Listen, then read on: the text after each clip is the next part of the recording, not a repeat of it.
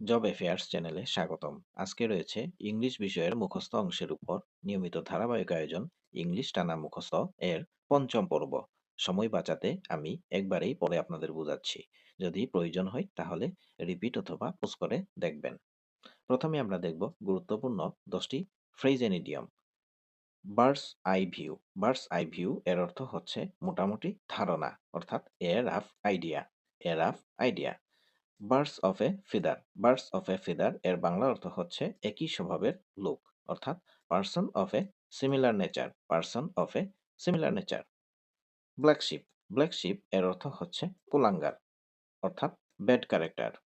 Black art. Black art এর অর্থ হচ্ছে জাদুবিদ্যা, অর্থাৎ wizardry. Blue ribbon. Blue ribbon এর অর্থ হচ্ছে সর্বোচ্চ পেশাগত সম্মান। সর্বোচ্চ পেশাগত সম্মান, অর্থাৎ highest honour in profession. Blue blood. Blue blood এর অর্থ হচ্ছে আভিজাত্য, অর্থাৎ noble bird. Blow hot and cold. Blow hot and cold এর অর্থ হচ্ছে একই মুখে দুই কথা বলা, অর্থাৎ both to praise and to blame at the same time. Born with a silver spoon. Born with a silver spoon অর্থাৎ ধনাঢ্য পরিবারে জন্মগ্রহণ করা। এর অর্থ হচ্ছে born rich. Bring to book. Bring to book এর অর্থ হচ্ছে শাস্তি দেওয়া, অর্থাৎ two punish. Bring two light. Bring to light এর অর্থ হচ্ছে প্রকাশ করা, অর্থাৎ মেক ওপেন। এখানে একটি প্রশ্ন দেওয়া আছে, bring to book means. Option সমূহ হলো ভ্যালুলেস পারসন, টু রিবিউক অথবা punish, book which is lost, famous writers book. এখানে সঠিক উত্তর হলো টু রিবিউক বা পানিশ। ব্রিং টু বুক এর অর্থ হচ্ছে টু রিবিউক বা পানিশ, অর্থাৎ শাস্তি দেওয়া। এবার আমরা দেখব গুরুত্বপূর্ণ 10টি অ্যাপ্রোপ্রিয়েট প্রিপোজিশন। প্রথমেই রয়েছে অ্যাপ্রুভ অফ। অ্যাপ্রুভ এর পরে অফ প্রিপোজিশন বসে, যার বাংলা অর্থ হচ্ছে অনুমোদন করা বা সমর্থন করা। Aptitude for. অ্যাপটিটিউড এর পর ফর প্রিপোজিশন বসে, যার বাংলা অর্থ স্বাভাবিক দক্ষতা।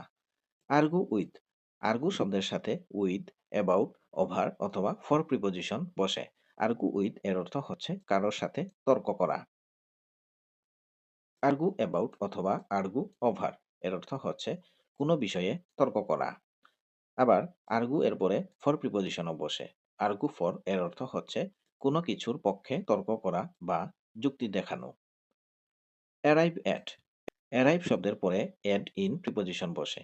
অ্যারাইভ অ্যাট এর অর্থ হচ্ছে কোনো স্থানে বা সিদ্ধান্তে পৌঁছানো অথবা কোনো স্থানে উপস্থিত হওয়া। আবার অ্যারাইভ ইন এর অর্থ হচ্ছে কোনো দেশ বা বড় শহর, যেমন America, new York. Ashamed of. Ashamed of অথবা ফর প্রিপোজিশন বসে। অ্যাসেমড অফ এর অর্থ হচ্ছে নিজের আচরণ বা কর্মের জন্য লজ্জিত হওয়া। নিজের আচরণ বা কর্মের জন্য লজ্জিত হওয়া। আবার অ্যাসেমড ফর এর অর্থ হচ্ছে অন্য ব্যক্তির কারণে লজ্জিত হওয়া। Assist in. অ্যাসিস্ট এর পরে ইন প্রিপোজিশন বসে। এর অর্থ হচ্ছে কোনো কাজে সাহায্য করা। এখানে একটি প্রশ্ন দেওয়া আছে, অ্যাপার্ট দেশ cricket he doesn't watch TV. এটি সাধারণ বীমা 2009 পরীক্ষায় এসেছিল। সঠিক উত্তর হবে ফ্রম, অর্থাৎ apart from cricket he doesn't watch TV, অর্থাৎ ক্রিকেট ছাড়া তিনি টেলিভিশন দেখেন না। এবার দেখব আমরা গ্রুপ ভার্ব থেকে কল শব্দ নিয়ে। কল শব্দের অর্থ হচ্ছে ডাকা। Call at. কল অ্যাট অর্থ হচ্ছে কোনো জায়গায় গিয়ে দেখা করা। ইংলিশ অর্থ ভিজিট ইন এ প্লেস। আবার কল আপ। কল আপ অর্থ হচ্ছে স্মরণ করা, অর্থাৎ রিমেম্বার। আবার কল আপের অন্য আরেকটি অর্থ রয়েছে, এটি হলো কাউকে ফোন করা, that means telephone. Call of. Call of অর্থ হচ্ছে বাতিল করা, অর্থাৎ ক্যান্সেল। আবার কল আউট। কল আউট এর অর্থ হচ্ছে চিৎকার করা, অর্থাৎ শাউট। আবার কল ফর। কল ফর এর অর্থ হচ্ছে চাওয়া, যেমন ডিমান্ড। আবার কল ফর এর অন্য আরেকটি অর্থ রয়েছে, যার অর্থ পদক্ষেপ। ইংলিশে কল ফর অর্থ রিকুয়ার অথবা demand. Call in. Call in এর অর্থ হচ্ছে ডেকে পাঠানো, যার ইংলিশ অর্থ সেন্ড ফর। কল অন অথবা কল আপন। কল অন অথবা কল আপন এর অর্থ হচ্ছে কারোর সাথে দেখা করা, মিট অথবা visit. Call over. Call over এর অর্থ হচ্ছে নাম বা রুল ডাকা, রিড আউট। এবার আমরা দেখব বিগত সালে আসা একটি প্রশ্নের উত্তর। I call for his explanation. Here call for means. অপশনে দেওয়া উত্তরগুলো হলো ওয়ান্ট, হোপ, এক্সপেক্ট, ডিমান্ড। সঠিক উত্তর হবে demand. Call for means demand. এবার আমরা দেখব one word substitution. A person who is reserved in speech. অর্থাৎ যিনি অল্প কথা বলেন তাকে বলা হয় রেটিসেন্ট বা মিতভাষী। ওয়ান হু ড্রোজ ম্যাপস, যিনি ম্যাপ ড্র করেন তাকে বলা হয় কার্টোগ্রাফার, মানচিত্রকার। এখানে দেখুন কার্টোগ্রাফি কি? কার্টোগ্রাফি হচ্ছে process of making maps. Map তৈরির যে প্রসেস তাকে বলা হয় cartography. One who mends shoes, যিনি জুতা মেরামত করেন তাকে বলা হয় কোবলার বা মুচি। One who mends water pipe যিনি ঠিক করেন তাকে বলা হয় প্লাম্বার বা কলের মিস্ত্রি। One who curves in stone, অর্থাৎ যিনি পাথর খোদাই করেন। আবার মেক্স স্ট্যাচুস ইউজিং ক্লে, অর্থাৎ কাঁটা দিয়ে যিনি মূর্তি তৈরি করেন তাকে বলা হয় স্কাল্পটর বা ভাস্কর। One who plans and draws the designs of building, যিনি বিল্ডিং এর প্ল্যান অথবা এবং ডিজাইন করেন তাকে বলা হয় আর্কিটেক্ট বা স্থপতি। One who studies rock and soil, যিনি পাথর এবং মাটি নিয়ে স্টাডি করেন অথবা দ্য ফরমেশন অফ আর্থ, পৃথিবীর গঠন নিয়ে যিনি আলোচনা করেন তাকে বলা হয় জিওলজিস্ট বা ভূতত্ত্ববিদ। ওয়ান হু স্টাডিজ মেটেরোলজি, যিনি আবহাওয়া সম্পর্কে গবেষণা করেন স্টাডি করেন তাকে বলা হয় মেটেরোলজিস্ট বা আবহাওয়াবিদ। One who travels for selling articles, যিনি আর্টিকেল বিক্রি করার জন্য ভ্রমণ করেন তাকে বলা হয় হকার বা ফেরিওয়ালা। এ পারসন হু রাইটস বা কমপ্লাইজ বা এডিটস ডিকশনারিজ, যিনি ডিকশনারি লেখেন বা সমন্বয় করেন অথবা এডিট করেন তাকে বলা হয় লেক্সিকোগ্রাফার বা অভিধান রচয়িতা। এই প্রশ্নটি বিগত বিভিন্ন পরীক্ষায় বারবার এসেছিল। এখানে একটি প্রশ্ন দেওয়া আছে, one who collects postage stamps. অপশনে দেওয়া উত্তরগুলো হলো লেক্সিকোগ্রাফার, ফিলাটেলিস্ট, ভেন্ডর, স্টাম্প কালেক্টর। সঠিক উত্তর হচ্ছে ফিলাটেলিস্ট। ফিলাটেলিস্ট শব্দের অর্থ হচ্ছে যিনি ডাকটিকেট সংগ্রহ করেন।